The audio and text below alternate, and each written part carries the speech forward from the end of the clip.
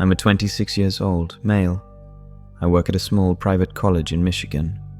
I'm a normal, average guy. I like hockey, HBO shows, kayaking, and hiking, camping. I have a girlfriend, love my dad and sister, and have a pet dog named Bear. While I keep an open mind, I don't believe in ghosts, aliens, Bigfoot, and I'm not even too sure about God. The way I see it, if I haven't encountered it firsthand or seen documented, verifiable proof, then I keep a healthy amount of skepticism.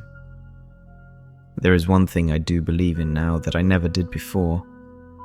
Hell, I didn't even know about it before. Black, freaking-eyed kids. I'm going to refer black-eye kids as BEK going forward. As I said earlier, I love to hike and camp. For reasons too introspective to get into fully here, I just love the solitude, peace, and serenity the outdoors provided me. My life is not overly stressful, chaotic, or dramatic, but every once in a while a man needs to get away from it all.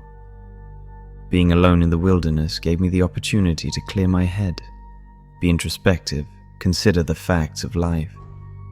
I love the beauty of the natural world, and I try to appreciate the small and big things, from the smallest clover to the biggest mountain.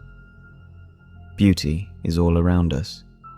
In a way, I think it's my belief in beauty that has helped me cope as well as I have with what I'm about to share. In late August of 2010, I set out for Sleeping Bear Dunes National Lakeshore, located along Lake Michigan. I had scheduled 5 days off of work, and I planned on making the most of it. Sleeping Bear is one of my favorite parks in Lower Michigan.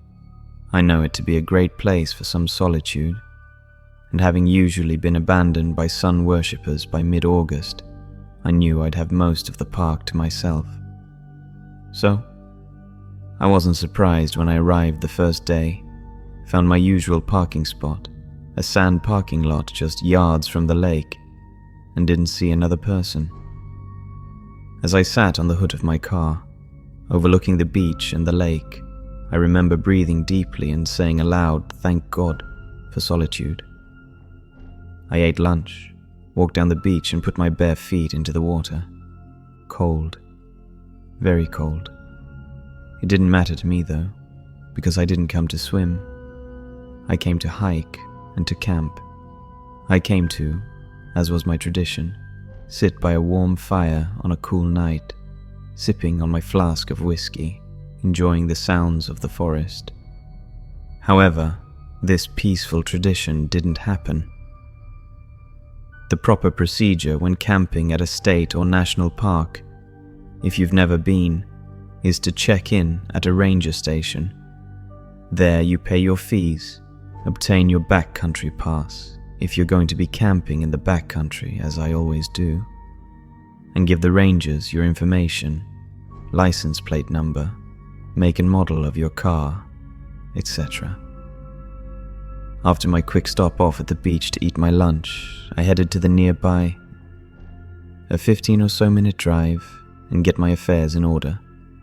The Platte River Ranger Station is manned until mid-October, I think, so it was open and I didn't have to travel to the main station a half an hour drive north. I park in the station's parking lot and walk into the office. The ranger and I spoke for a little and he asks me for my license plate number. I knew he was going to ask, but I still forgot to write it down before I went in.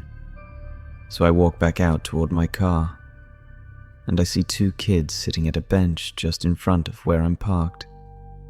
They weren't there when I parked, and I didn't notice them when I walked into the station, but at this point in time I'm still on cloud 9. I'm happy to be on vacation, so I take no real notice. I walk to the back of my car, jot down the license plate number and walk back to office. I take care of business in the office and step out and walk to the connecting bathroom. The backcountry area I'm staying at, White Pine, has a pit toilet. Think Porta John, but just with a deep hole in the ground. But I'd like to use a real bathroom while I can. I go into the restroom and go into the empty stall. As I'm taking care of my business, I hear the bathroom door open I hear whispered voices. It's a small bathroom, but I can't make out what the voices are saying. I can tell they're kids' voices though, and I figure it's the kids I saw near my car earlier. No biggie, right? I finish up and open the stall door. Sure enough, there are the two kids standing outside the stall. I remember saying, "It's all yours." As I walked to the sink, the kids just stood there. When you think about it now, in reading, the situation seems a little spooky. But at the time, and if you were in the situation yourself, I'd bet that you wouldn't be the slightest bit worried, and neither was I. I wash my hands and glance in the mirror, only to notice the kids are looking right at me. This is the first time, but certainly not the last time, on this trip that my spine tingles with fear. The goddamn kids have completely black eyes, no whites to their eyes at all. Like I said, this is a pretty small bathroom and they were not more than 3 feet away. At first I can't do or say anything.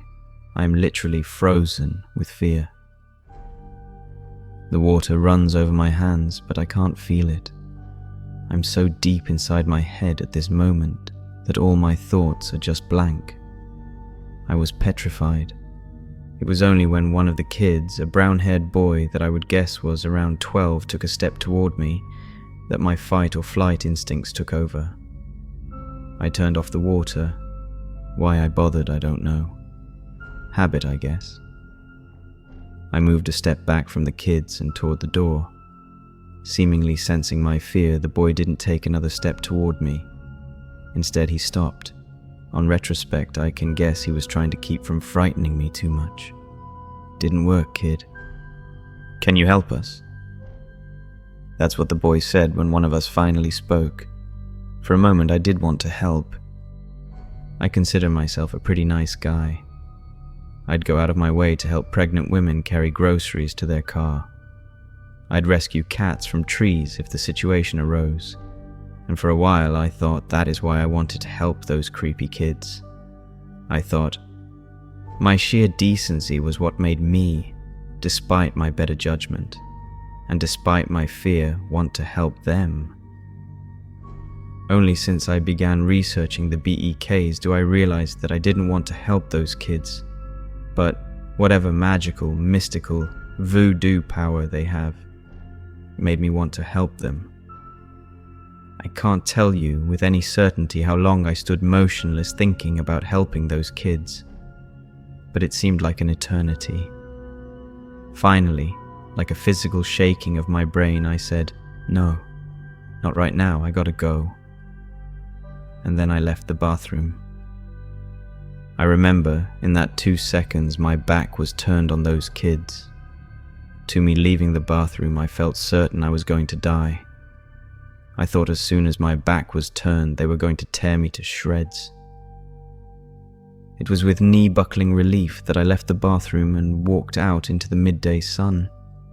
I walked the 15 or so feet to my car, on noodle-like legs, too afraid to look behind me.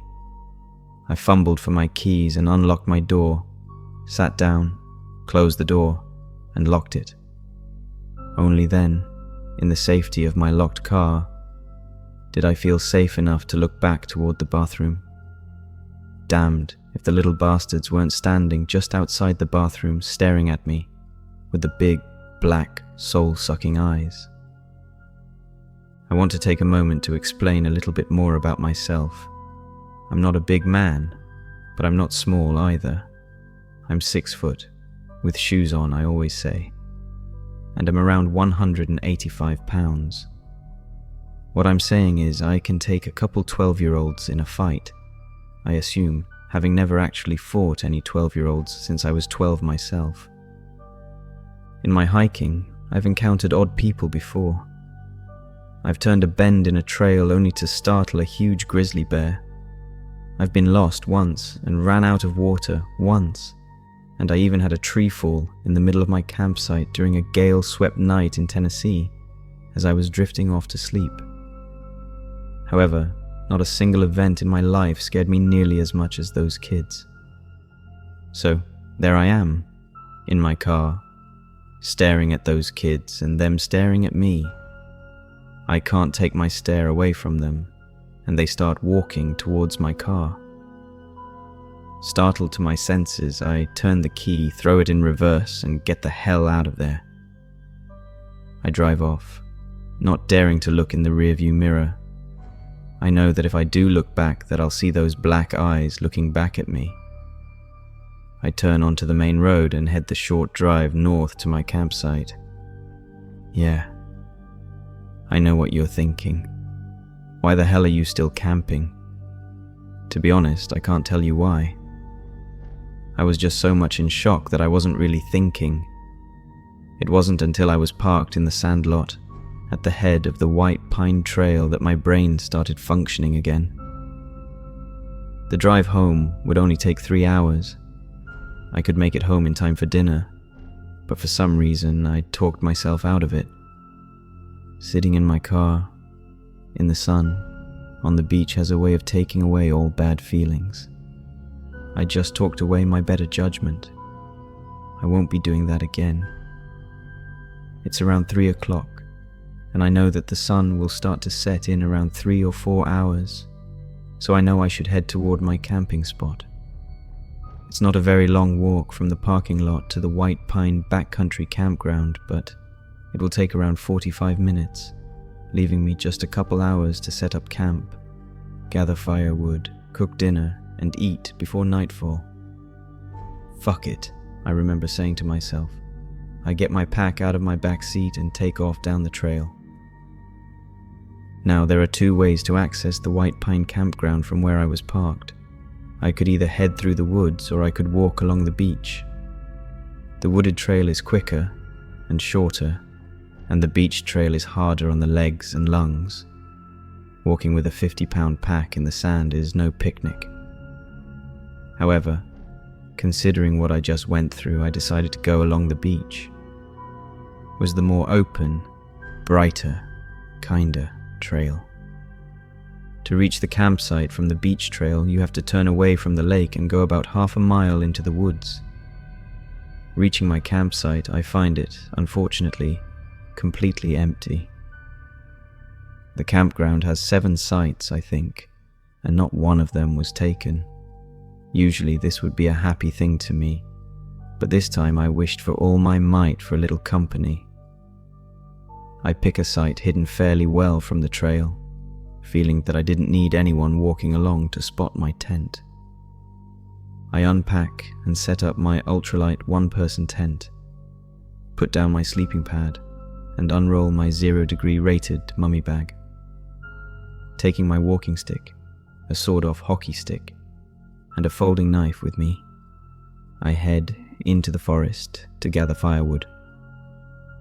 I pile up a good-sized pile, 3 times larger than I think I'll need, and proceed to light a fire. I cook my food and eat, all the while watching the sun set through the trees. What is normally a beautiful, warming sight to me now only brings dread. I do not want to be out here, I suddenly realize. I finish eating quickly and decide to gather even more firewood. I do not want to run out in the middle of the night. As the darkness descends upon the woods and my campsite, I get the fire going and riffle through my backpack looking for my bottle of whiskey. This was a situation that called for a little liquid courage. I hit it hard. In the woods, the sun sets slower than you think, and then, near the end, it just kind of falls out of the sky and is gone in a blink. So it did that night. Sitting next to the fire, I decide to move my tent closer to me. So I click on my flashlight and move my tent until it is right behind the small bench next to the fire ring. I like having the tent behind me, protecting my back as I saw it. I'm glad I decided to gather more firewood because I'm burning through it quickly, keeping the fire as high as I am. Even though it is early autumn and the temperature was probably in the 40s, I was hot sitting so close to such a big fire. Part of getting away from it all for me is to leave my phone in the car. In the civilization, I don't use a watch. I just look at my phone However, this night I wish I had my phone on me, not to call someone but to check the time. I wanted it to be late. I wanted the night to fly by and give me the security of morning. I finished the whiskey and wished that I had brought the bottle with me from the car. The spirits had done their job though, and I was a bit calmer. Also, praise be to God, I was feeling sleepy too. Though the rules say don't go to bed with your fire burning, I sure as hell was not going to sleep without the fire. I got in my tent, leaving the flap open with just the bug flap closed so I could see the fire, and tried to sleep. I don't know how long I lay there before sleep found me, but I did eventually drift off. Thankfully, I can't remember having any dreams. I woke to a dead fire and the early dusk light coming in. I have to say I was slightly surprised to be alive. As dawn turned in today, I felt more and more foolish for the fear I felt yesterday. Being a usually calm, cool, and collected guy, I couldn't explain the intense dread and fear I felt when I saw those kids. But I did my best to ignore it, and I explained away their eyes pretty easily. I told myself the kids were camping at the Platte River campground, same location as the ranger station I registered at. They had some colored contact lenses and were playing a joke. Simple. Possible, even probably, considering the alternative. I ate breakfast and then made a, upon hindsight, horrible decision. I decided to stay another night. After breakfast, I gathered firewood so that I wouldn't have to gather any when I got back for the evening. My pile of wood at a towering height, I hiked back to my car, along the wooded trail. I was feeling awfully, stupidly brave that morning. I arrived at my car and decided to go to the dune climb. The dune climb is a trail that begins at a towering dune and ends 1.5 miles away at Lake Michigan. This hike was uneventful, but beautiful, providing me even more determination not to let myself be scared off by some stupid kids with contact lenses. I got back to my car from the round-trip hike right around 1 o'clock. I got out my small camp stove and cooked some soup. Finished with lunch, I decided that next I would take the scenic drive. I forget the name of the road that is part of the Sleeping Bear Dunes National Lakeshore. It's a winding drive with several scenic and educational pull-offs. It's relaxing and beautiful. I finished with that around 3 o'clock, and I decided I would head to Traverse City, just a 45-minute drive away, and do a little shopping and grab an early dinner at a nice steakhouse. This is not something I normally do while camping, but after the previous night's events, I decided to treat myself.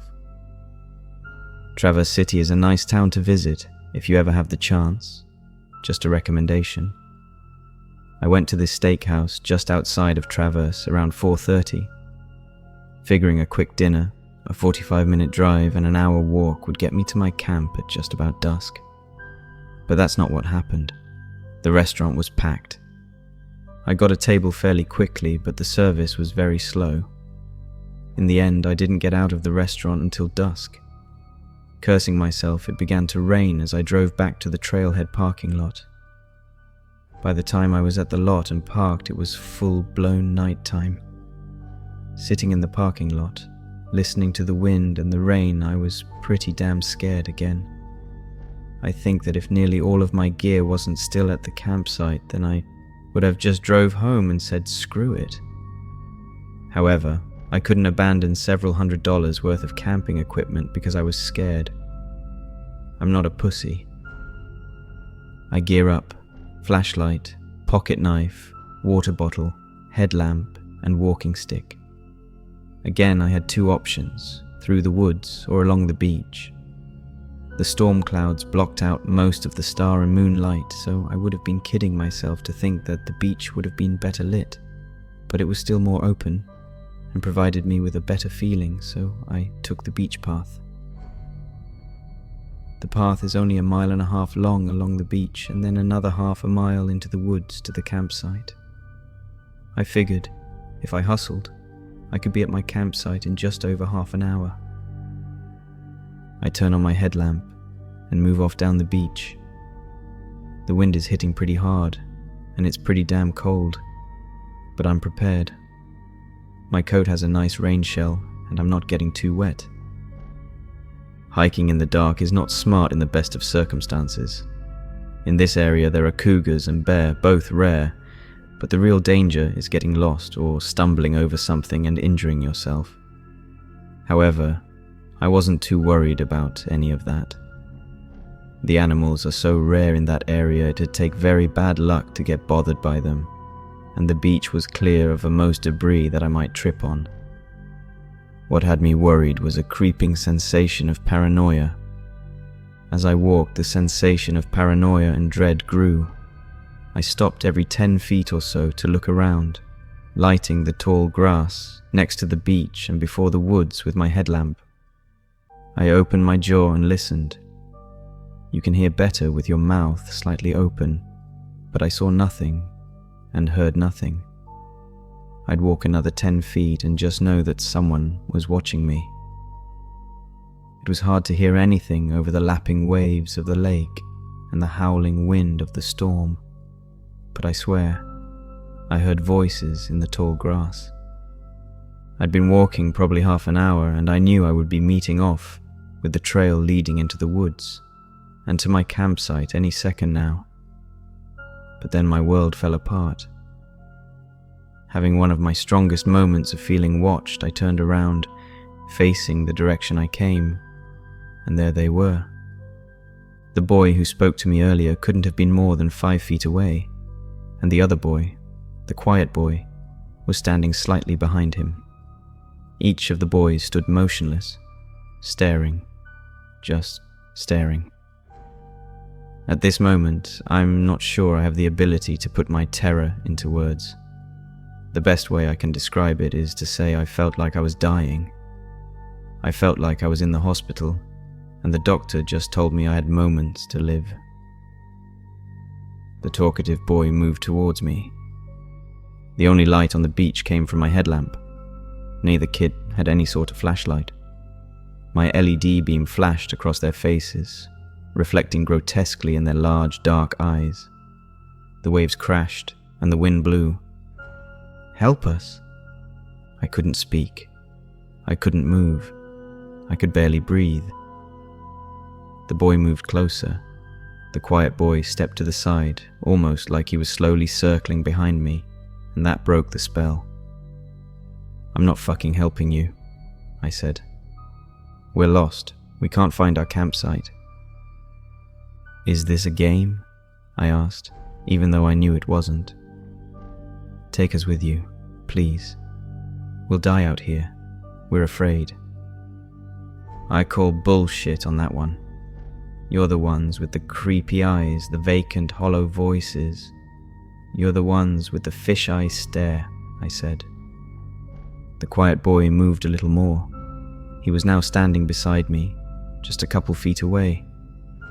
The talkative boy was still in front of me, blocking the way I had come, blocking the path back to my car. Then things got even weirder. "Okay, you can come with me," I said. I don't even remember thinking the words. They just came out. The talkative boy smiled and he reached to take my hand. The fight or flight response hit me so hard it was like a physical punch to the stomach. I recoiled at the sight of this little monster trying to take my hand. Before I even realize it, I'm running down the beach. I'm sprinting away from the little bastards, and my car as fast as I can. I don't look behind me. I don't know if they're following me or not, and I don't want to know. All I know is that I need to run faster. I'm in decent shape, but given any normal circumstance, I would never have been able to run so quickly for so long on a beach. My headlamp bouncing up and down, I see the offshoot trail leading from the beach into the woods. Without much thought, if any. I take the trail and head into the woods. My senses finally returning to me, I jump off the trail and move a little ways into the woods. I turn off my headlamp and lie down among some tall grass. I watch the trail, waiting to see the kids following. I waited, in the rain and the cold, for God knows how long. A couple hours at least. No kids. The cold was slowly creeping in. I wasn't sure if I was shivering because of the adrenaline, the fear, or the cold, but I do know I was starting to freeze. I had to leave my concealment and make way to shelter. I had two options: the tent and sleeping bag, or the car. The car meant safety, it meant home. However, it also meant that I would have to walk 1.5 miles in the dark with God knows who or what waiting for me. The tent meant warmth and shelter from the elements. It meant exposure to the kids. If the kids knew where I was hiking, then they'd know where I was camping. Right? It was an impossible decision. It was a choice of the lesser of two evils. I chose the tent. I just couldn't force myself to go back along the wooded trail, and I sure as hell wasn't going back along the beach. I crossed my fingers and prayed that the little bastards didn't know where my tent was. I got up, found the trail and sprinted the 1/2 mile to the campground. As I ran, a thought occurred. Maybe someone will have hiked in during the way. Maybe I'll have company. There was no life at the campground. When I arrived at the campground, I made a wide circle of it, looking both for other campers and for the little devils. I saw nothing and no one. I made my way as quietly as possible to my tent. I unzipped the fly and crawled in. I thought briefly about a fire, but decided that would be more of a signal to the kids than deterrence. My clothes were soaking wet, and I was still very cold. I had to take them off. My backpack is leaning against a tree about 15 feet from my tent. Inside are clean, dry clothes, sealed tightly in a wet bag. However, now that I'm inside the tent, I'm sure as hell not going back out. The tent gave me some sense of security, even though it wasn't in any way secure. Now naked, I crawl inside my mummy bag. I'd like to say how much I hate that it's called a mummy bag. After a few moments I warm up, but the shivering takes another 20 minutes or so to subside. As I'm lying there, I'm wishing so much that I had that bottle of whiskey in my car. The rain plays against the leaves of the trees and the wind creaks the branches. Under the best of circumstances, this is a night where a person's mind can get away from them. For me, it was utter terror. My imagination made every creak, every howl of the wind into something sinister. As the hours passed and my adrenaline faded, I felt immensely tired. I wanted so badly just to fall asleep. In sleep, I wouldn't know I was being eviscerated. I'd either wake up or I wouldn't. I thought it was a nightmare at first. When I heard a voice say something, I thought I was dreaming, but then sleep cleared from my head and I realized I was awake. It was still night, and the storm was still biting. "Help us," an unmistakable voice said. I couldn't help it. It was a gut reaction. I screamed. I lay naked, my mummy bag zipped up to my chin. I was completely helpless. I felt like a newborn baby, my fate completely held in the hands of others. "Please let us in." "No," I screeched, and then again, "No! It's so cold. Please let us in, mister." I stopped replying and could only sob, like a heartbroken teenage girl, like a woman who just learned her sister died. I sobbed. I was so uncontrollably scared that I think it helped me not pay attention to the kids' demands, at least not fully. "Let us in." I tugged the pull string on the hood of my mummy bag until I was completely enveloped. I just kept repeating the words no, no, no, no, over and over. I waited for death. I knew it was coming. Any second and I'd be ripped to shreds. The kid kept saying something, but I wasn't listening. I wouldn't listen. I knew how overwhelming their hypnotic power was. I did everything I could not to listen. I kept chanting my mantra, kept howling my nose. I don't know when I fell asleep, but the next thing I know, I startle awake. The sun is shining, and I'm alive. I don't know how, but I'm alive. I look around my small tent and I don't see anything amiss on the inside. It takes me several minutes to gather the courage necessary to unzip the tent fly, but finally, I do. I peek my head out, but see no one. Naked, I run to my pack and grab my clothes in the dry bag. I toss some clothes on and race back to the tent. I tear it down in a matter of moments. I pack my sleeping bag, pad, and tent into my backpack and take off down the trail. I decide one more time to take the beach trail. In the sun and warmth of the morning, it's an entirely different trail. The only moment I'm given pause is when I come across a duck with what seems to be its heart torn out. I took a photo with a disposable camera in my pack and move on. I arrive at my car and find it untouched. I get in and drive home. It's been almost 2 entire months since this happened, but I still remember it all, like it was yesterday. I haven't gone camping since, and I don't know if I'll ever feel safe hiking again. Maybe I'll go camping again sometime in the future, but I'm bringing a friend. No more going it alone. I thankfully haven't seen any more black eye kids. I don't want to ponder on what they are. I don't want to think about whether they are demons, or monsters, aliens, or hybrids. I was interested at first. I did some research because I wanted to know if I was crazy. I don't care what you think they are. I don't care what they are. I just wanted to know that I wasn't the only one who has had this experience. I'm not, and I'm thankful for that. My advice, if you ever do encounter a BEK, don't listen to it. Don't be polite in case they're just weird kids. Don't question their validity. Don't worry about looking silly, or that others will think you're crazy. Just run. Run and don't look back.